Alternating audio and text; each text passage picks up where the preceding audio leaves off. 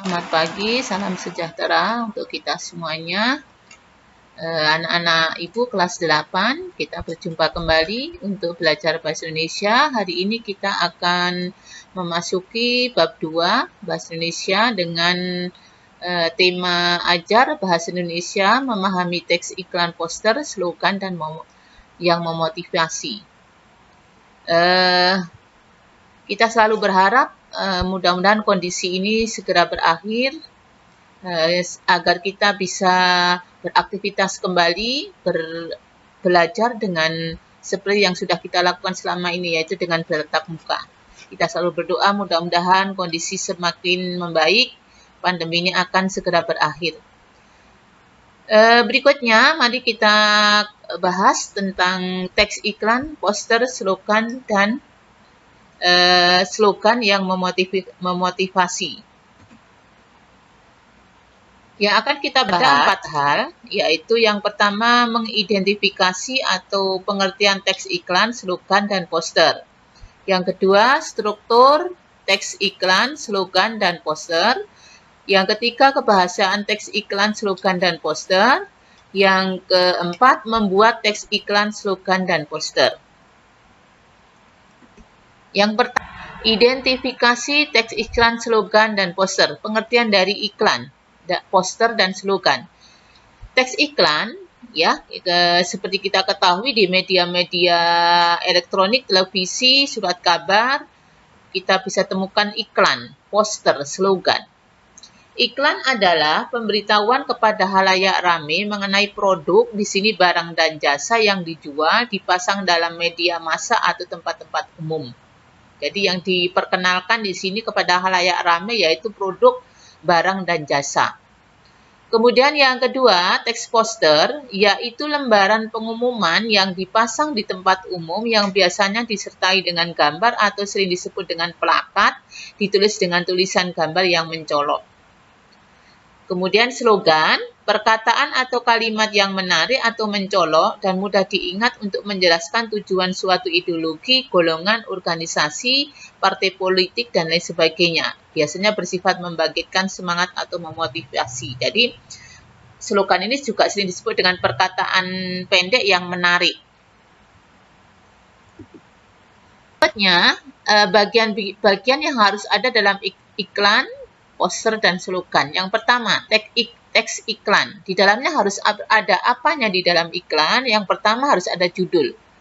Judul ini walaupun tidak semua iklan menggunakan judul, tetapi banyak iklan yang menggunakan judul. Yang kedua, nama produk.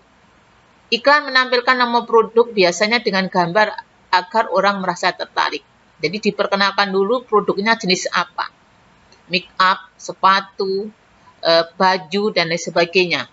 Yang ketiga, menjelaskan produk. Untuk bagian penjelasan biasanya singkat dan jelas. Produk ini apa kualitasnya, kemudian bahannya dari apa, dan lain sebagainya. Yang keempat, desain. Termasuk elemen penting dalam sebuah iklan yang baik. Desain itu meliputi warna iklannya, kemudian tulisan yang mencolok, itu termasuk dari desain. Jadi, kenapa harus menarik? Agar halayak ramai merasa tertarik. Setelah tertarik, nanti halayak ramai mencoba membelinya, memakainya. Kemudian, struktur teks poster. Dalam poster itu biasanya mempunyai struktur penuh gambar, namun kalimat hanya sedikit. Berbeda dengan iklan. Biasanya gambar, kalimat sedikit. Yang ketiga, slogan. Teks slogan tidak rumit seperti iklan dan poster, biasanya hanya ada bagian gambar untuk memperjelas kalimat. Kalimatnya singkat, jelas, padat, dan mudah diingat. Jadi, slogan itu ada gambar, kemudian hanya sifatnya memperlimat.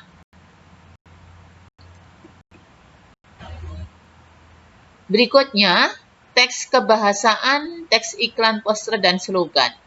Jadi, dalam teks iklan, poster, dan slogan itu biasanya kita temukan bahasa-bahasa harus menggunakan bahasa-bahasa satu, persuasif. Apa itu persuasif? Merupakan sifat bahasa yang mengajak. Artinya, kata-kata dalam teks iklan itu bertujuan agar konsumen yakin dan percaya terhadap produk atau jasa yang ditawarkan. Jadi, bagaimana caranya kita mengolah bahasa agar halayak ramai nanti merasa yakin bahwa produk yang kita tawarkan itu menarik atau berkualitas. Kedua, imperatif. Selain persuasif, kata yang digunakan adalah iklan juga berwujud imperatif. Merupakan apa? Bentuk bahasa permintaan, ajakan, dorongan, atau larangan. Contohnya, ikutilah, hadirilah, wujudkanlah, nyatakanlah, nikmati, dan sebagainya. Kemudian yang ketiga, ciri bahasanya dalam iklan atau dalam poster, slogan itu biasanya menggunakan bahasa berima. Jadi berima itu apa maksudnya? Mempunyai bunyi kata yang sama. Biasanya kata-kata yang terdapat dalam sebuah iklan memiliki rima atau pengulangan nada yang sama agar iklannya menarik dan berkesan bagi konsumen. Nah, kalau diakhiri dengan vokal A, kemudian kata berikutnya juga diakhiri dengan vokal A, atau diakhiri dengan vokal I, kata berikutnya diakhiri dengan vokal I. Jadi biar ada rima, jadi biar menarik. Yang berikutnya, berkesan positif. Sebuah barang atau produk yang ditawarkan akan memiliki saingan atau lawan. Untuk itu dalam sebuah iklan jangan sampai menjelek-jelekan atau bahkan sampai menghina produk jasa atau jasa lain. Jadi kita bersaing secara wajar, tidak boleh menjelek-jelekan produk lain atau menghancurkan atau memberi nama produk dengan nama yang jelek atau negatif. Yang berikutnya, ringkas. Maksudnya apa? Ya, sebuah iklan tidak perlu panjang lebar. Jadi orang halayak ramai melihat hanya sambil lalu lalang bisa dilihat. Tidak perlu konsentrasi melihat sebuah iklan, membacanya tidak perlu waktu lama. Jadi sambil berjalan iklan itu bisa dilihat. Jadi ringkas saja. Memudahkan konsumen mengingat dan membuat teks. Berikutnya langkah-langkah membuat poster. Membuat poster, iklan, dan slogan. Ya, ini Ibu berikan juga contohnya.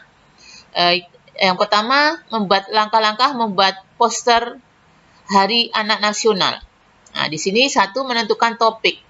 Topik poster bisa berupa pengumuman, seminar, lomba, pertunjukan, atau poster iklan, barang dan jasa. Yang kedua, menentukan unsur. Gambar, sketsa, atau foto warna yang mendukung jenis huruf atau tulisan yang berukuran besar atau mencolok. Setelah menentukan topik, kita tentukan dulu gambarnya mau bagaimana, kemudian fotonya, warna posternya apa, hurufnya besarnya seberapa, dan lain sebagainya. Kita tentukan terlebih dahulu. Yang terakhir, poster siap dipublikasikan.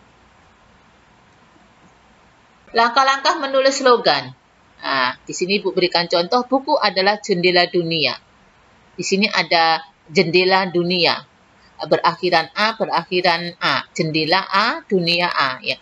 Pertama, menentukan objek. Jadi apa yang akan dislogankan, akan diperkenalkan, disampaikan. Yang kedua, temukan keunikan keistimewaan objek. Apa keistimewaan objek tersebut? Misalnya di sini keistimewaan buku. Jadi buku itu diibaratkan seperti jendela dunia, membuka dari kegelapan menjadi hal yang terang.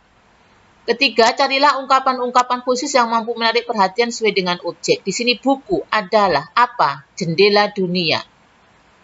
Yang keempat, tulislah ungkapan menjadi slogan, gunakan diksi dan kalimat yang bervariasi atau persuasif. Di sini ambil diksinya jendela dunia. Terakhir, menentukan langkah-langkah menulis iklan. Satu, tentukan di mana iklan mau dipasang. Mau di televisi atau di tempat-tempat umum atau mau di radio. Nah, kedua, iklan ditujukan untuk siapa? Audien yang mana? Pelajar atau masyarakat pada umumnya. Tiga, gunakan kalimat yang mudah dipahami dan menarik perhatian. Tadi, tidak perlu menggunakan kalimat-kalimat panjang yang susah dipahami, dengan orang begitu lewat bisa dengan langsung melihat tanpa harus memerlukan waktu lama untuk membaca iklan tersebut. 4. Gunakan kalimat persuasif. Lagi-lagi menggunakan kalimat persuasif, mengajak, mempengaruhi agar pembaca nanti merasa tertarik, kemudian bisa membeli dan menggunakan.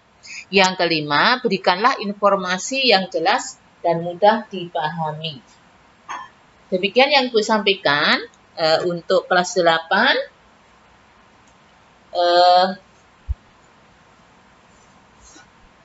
Silakan untuk tambahan materi, bisa kamu baca bab 2 pada buku paketnya, yaitu halaman bab 2 mengenai memahami teks iklan, poster, dan slogan, dimulai pada halaman 27 sampai halaman 40. Ya, bukunya kamu buka untuk penambahan referensi kamu untuk bahan belajar mandiri, yaitu halaman 27 sampai 45. Demikian yang Ibu sampaikan. Di situ banyak contoh-contoh iklan, poster, dan slogan. Demikianlah Ibu sampaikan. Mudah-mudahan apa yang Ibu sampaikan ini bermanfaat, berguna bagi kalian semuanya. Untuk tugasnya, Ibu nanti akan Ibu sampaikan pada pertemuan yang ketiga. Demikian, selamat pagi.